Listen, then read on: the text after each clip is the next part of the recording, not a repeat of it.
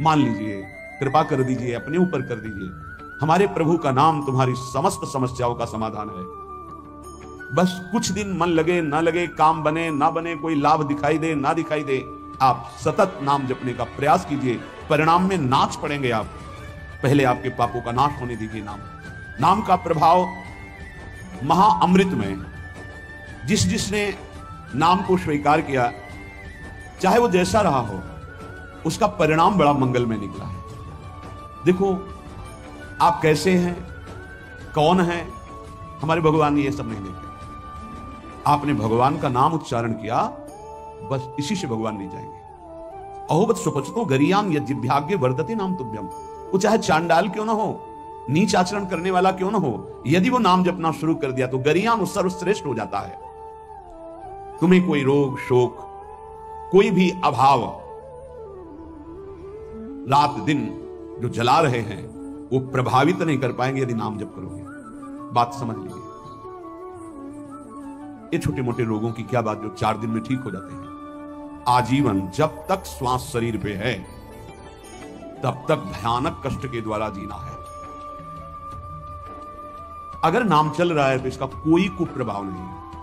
मन शांत है, प्रसन्न है, 100 में 1% भी इसकी कोई परवाह नहीं, कोई चिंता नहीं। जो शास्त्र में लिखा है वो जीवन के अनुभव में उतरना चाहिए। कोई भी रोग जिससे रात दिन लोग जलते हैं वो तुम्हें ताप नहीं दे सकता। कष्ट आएगा लेकिन वो आपको परास्त नहीं कर पाएगा।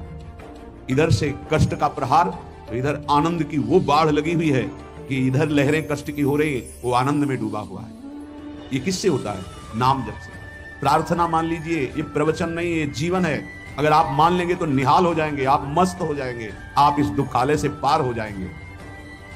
शोक, जिन वस्तुओं का हम सेवन करते हैं, जो प्रिय वस्तु होती है, प्रिय जन होते हैं, इनके वियोग में बहुत शोक होता है। सच्ची मानिए, यदि नाम जप कर रहे हैं आप और आपका नाम संग्रह हो चुका है, पाप नष्ट हो चुके हैं, तो आपको कभी किसी के भी वियोग में, चाहे वस्तु हो, पद हो, संपत्ति हो, संबंधी हो, आपके हृदय में ताप नहीं लग सकता। जासु नाम भव भेषज हरन घोर त्रैशूल, दैहिक दैविक भौतिक ताप ये नाम जापक के हृदय में नहीं लग सकते। मस्ती रहती। नरसिंह मेहता जी के पुत्र जब पधारे तो करताल उठाकर नाच रहे गोविंद के। बड़ा अच्छा किया, आप अपनी वस्तु स्वीकार कर लें। धरोहर थी, आपने ले ली, आपकी धरोहर, आप मस्त होकर, कोई शोक नहीं। चाहे जितनी हानि हो जाए, उसको विश्वास है कि जिसने बिना किसी की सहायता के एक पलक झपकने में अनंत ब्रह्मांडों का सृजन कर दिया, वो भगवान जब चाहेंगे, अगर लौकिक सुख देना चाहेंगे तो बौछार हो जाएगी। इसलिए उसे शोक नहीं होता। अभाव, ये चाहिए, वो चाहिए, वो चाहिए, हमें प्रार्थना भी नहीं करनी भगवान से ये चाहिए।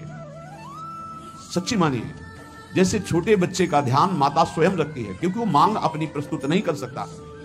समय से कब उसे भोजन पवाना है, कब कौन सा वस्त्र धारण करवाना है, कब क्या उसकी सेवा करनी, ये स्वयं मां चिंतन करती है। ऐसे अनंत माताओं का वात्सल्य लिए हुए हमारे प्रभु अपने जनों का चिंतन करते हैं। योगक्षेमम वहाम्यहम शब्द पर ध्यान दीजिए। अपना कार्य है अनन्यस चिंतयन्तो माम, भगवान का कार्य है योगक्षेमम वहाम्यहम। हम नाम जप करते हुए अपने कर्तव्य का पालन कर रहे हैं और श्री भगवान अपने कर्तव्य का। योगक्षेमम वहाम्यहम, जो अप्राप्त है उसे प्राप्त करा दूंगा, जो प्राप्त है उसकी रक्षा करूंगा, इसे कहते हैं योगक्षेमम। तू क्यों रो रहा है? अब मत रो, अब भगवान नाम जप कर, नाम रट। फिर देख, जन्म जन्म से ये घिघियाते रोते चले यार, ये दे दो, ये दे दो, ये दे दो, फिर मरे, फिर वहीं से शुरू, ये दे दो, ये दे दो। कब तक ये भिखमंगापना हमारे मन में बैठा रहेगा? अरे मंगवे भलो न बाप सो, जो प्रभु राखे टेक। अविनाशी का बच्चा घिघियाता घूम रहा है विषयों में, समझ में नहीं है ना, समझ में प्रभु की समझ नहीं है, इसीलिए ये दुर्दशा होती चली जा रही। एक जन्म से असंख्यों जन्म हो गए ये मांगते मांगते। ये मंगतापना कब मिटेगा?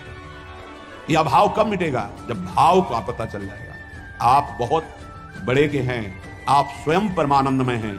आपको किसी वस्तु, स्थान, व्यक्ति से आनंद की खोज नहीं करनी। बस बाहर भटक रहे हो, इसलिए तुम्हारा जो भाव है वो अंतर्हित हो चुका है। अंतर में आओ। न सोचति न कांक्षति समः सर्वेषु भूतेषु मद भक्तिम लभते पराम। न कोई शोक, न कोई चिंता, एक परमानंद की अनुभूति। ना मानो तो भोग लो, जलो, ये माया दुर्दशा कर देगी। ना मानो, जलते रहो। अगर संतों के हृदय में कोई पीड़ा होती तो इसी बात की होती है, अमूल्य मानव जीवन प्राप्त करके भगवान से विमुख होकर तुम कैसी दुर्दशा को प्राप्त हो रहे हो। उठो, गलतियां होना स्वाभाविक है, माया फिसलन वाली है, गलती हो सकती है, लेकिन हम सत्य मार्ग को छोड़ दें ऐसा नहीं हो सकता। क्यों रो रहे हो? मेरा नाम रट, देख दुख नाम की वस्तु नहीं रह जाएगी, तेरे सारे संशय नष्ट हो जाएंगे। भक्ति हो ना हो, श्रद्धा हो ना हो, विश्वास हो ना हो, तू केवल नाम रटना शुरू कर दे, इससे बढ़कर और क्या बात कही जा सकती है। जितना भी दान पुण्य तपस्या यज्ञ तीर्थाटन है, अगर श्रद्धा नहीं है तो फल की प्राप्ति में संशय है। मंत्र जप रहे हैं, श्रद्धा विश्वास नहीं तो फल की प्राप्ति में संशय है। लेकिन नाम जप कर रहे हैं, बिल्कुल आपकी श्रद्धा नहीं है तो भी भाव कुभाव अनख आलसहु नाम जपत मंगल दिशि दशहु। तन्नास्ति कर्मजम लोके वाग्जम मानसमेव वा यन्न छपयते पापम कलौ गोविंद कीर्तनम। यदि आपसे शारीरिक पाप बन गए हैं, मानसिक पाप बन गए हैं, वाणी के द्वारा अपराध बन गया है, चिंता मत करो। आप कोशिश करो कि पाप ना बने और गोविंद गोविंद हरि हरि कृष्ण कृष्ण राधा राधा राधा ऐसा नाम उच्चारण करो। नाम उच्चारण से सारे पाप नष्ट हो जाएंगे। तन्नास्ति कर्मजम लोके वाग्जम मानस में उच्च, मानसिक वाणी के द्वारा शरीर के द्वारा जो अपराध बन गए, भगवान नाम कीर्तन से, भगवान नाम जप से सब नष्ट हो जाते हैं। बस ये है कि नाम का सहारा लेकर पाप मत करना। अब तक जो हुए सो हुए, चूक हो जाएगी तो नाम भस्म कर देगा उस पाप को। जानबूझ करके संकल्प करके हर्षित होकर पाप करेंगे कि शाम के नाम जप कर लेंगे, दिन भर पाप करते हैं, तो फिर वो नामापराध लागू हो जाएगा और वो प्रभाव नाम का नहीं पड़ेगा और आपको उसका दंड मिलेगा। उठते बैठते, खाते पीते, सोते, सुख में दुख में, श्रद्धा से अश्रद्धा से, भक्ति से अभक्ति से, एकांत में कोलाहल में, जैसी भी परिस्थिति है उसमें तुम नाम जपो। कुछ उपासक हैं वो परिस्थिति की मांग करते हैं भजन के लिए, चाहे वो गृहस्थ में हो या व्यर्थ में। कुछ ऐसा हो, एकांत हो, शांत हो, ऐसा हो ऐसा हो। तो भगवान अल्पज्ञ है क्या? तुमको जो परिस्थिति दी है वो भगवान ने विधान करके दी है, उसी विधान में यदि भजन कर ले गए तो सिद्ध हो जाओगे। परिस्थिति का परिवर्तन ना मांगा जाए, उसी परिस्थिति में भजन करके भगवान की प्राप्ति होगी जो भगवान ने हमको परिस्थिति दी है। परिस्थिति का जो परिवर्तन मांगते हैं उनसे भजन नहीं बनता, वो परिस्थिति के भोक्ता होते हैं, वो भजन के नहीं। इस बात को अंदर से समझो।